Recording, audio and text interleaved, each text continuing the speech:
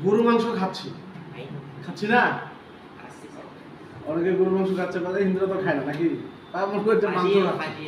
ঠিক আছে এখন ওইটা খাচ্ছে আমরা বুঝতে পারতেছি এটা হচ্ছে গরুর মাংস বা খাসির মাংস বা ব্রয়লার মুরগি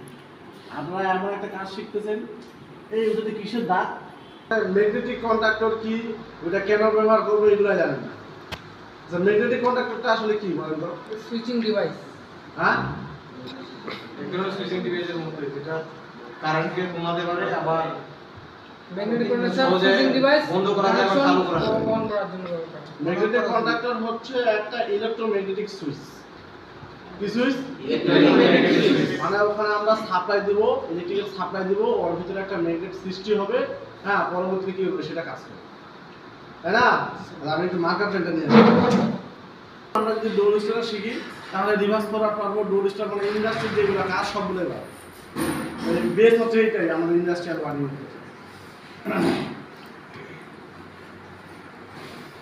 কি বলছে এখানে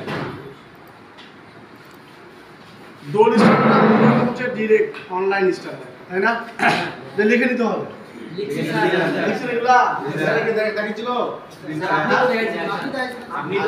আচ্ছা ডোর স্টার তার এটা তো ক্লাস নিচ্ছি মনে হয়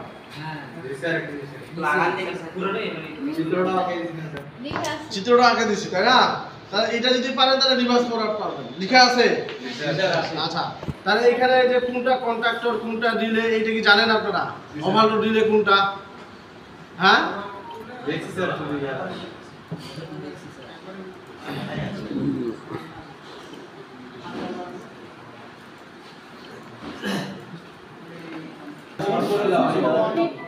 কেন শর্ট করে দিছি ওই সুইচটা অফ পুশ বাটন অফ সুইচটাকে ধরে রাখার জন্য